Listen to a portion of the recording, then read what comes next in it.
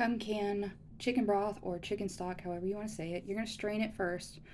We're getting ready to wipe our rims with white vinegar here, and that helps us clear any grease or debris that will stop the seal.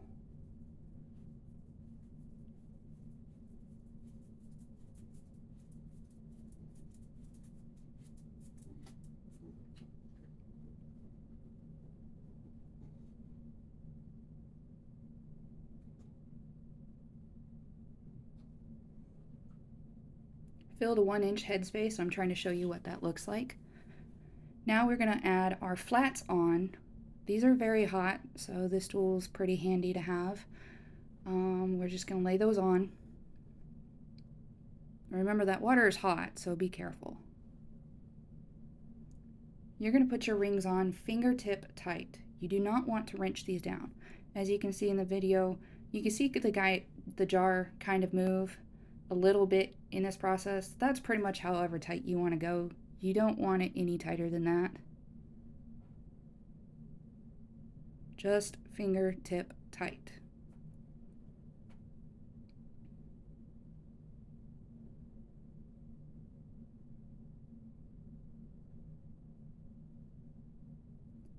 We're going to get out our All-American canner.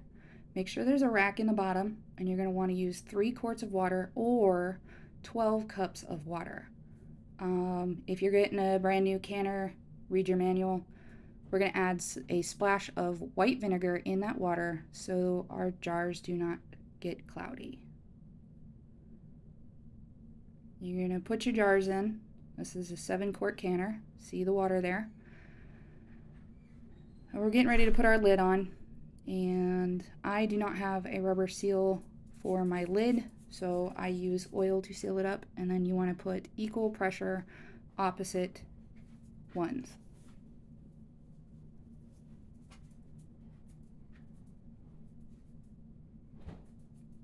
That's how I know that my canner is sealed. You're going to turn your stove on to high. What we want to start doing at this time is building up equal pressure in and all around in the jar or in the canner. This right here is the vent stem. I am showing you we want to vent openly at a full stream for 10 minutes. I'm trying to show you guys the stream right here. Pay attention to the clock in the background. It kind of gives you guys a good time frame as well. Here you can see a little steam coming out, but we want a full steam, and then we start our 10 minutes. Here's my weight. All Americans only have 1 weight. If you have a pressure canner, with Presto, you will probably have 3 of these. So here now you can see the video. The stream is pretty steady. It's hard to see, but we're going to go ahead and start our 10-minute timer. So we vented this. We want it fully vented for 10 minutes before we put that weight on.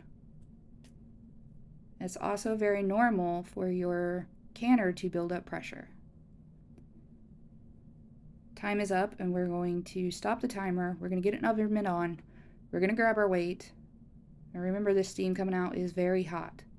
We're going to put on the 15-pound pressure for my elevation. So for quarts, we're going to do 15 pounds of pressure for 25 minutes. We got a jiggle going on. That's what you're supposed to see. You'll hear this part too. So now we're going to check with the pressure, the dial gauge, here in just a second. I'm going to make sure it's at 15 pounds of pressure, and then I'm going to turn it down. My stove has kind of like a sweet spot where I can keep that 15 pounds of pressure, and then I'm going to start my time for 25 minutes.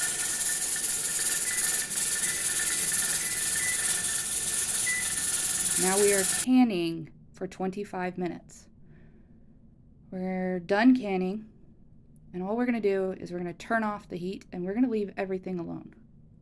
It is very important for you to remember, if your canner is heated up, do not move it.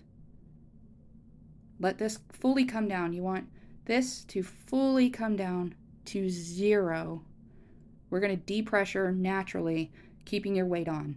Do not touch your weight. Now you can see it came down. I'm taking the weight off safely.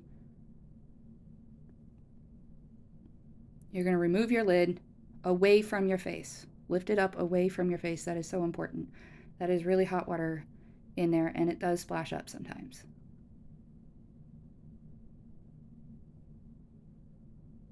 Now the canning process is done. Now you need to let it sit and cool for 24 hours on a counter with the towel on the counter.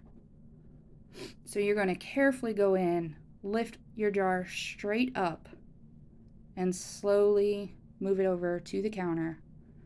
And you're going to continue this process until you're out of jars. This is the part where you want to let it sit for 24 hours on the counter without touching it. Don't move them around, don't shake them, don't do anything. This is the part where it is sealing. So hopefully you guys like this video. Hopefully you learned something. If you have any questions or comments, please leave them below. I'm going to try to link the recipe that I used in this as well. And happy canning.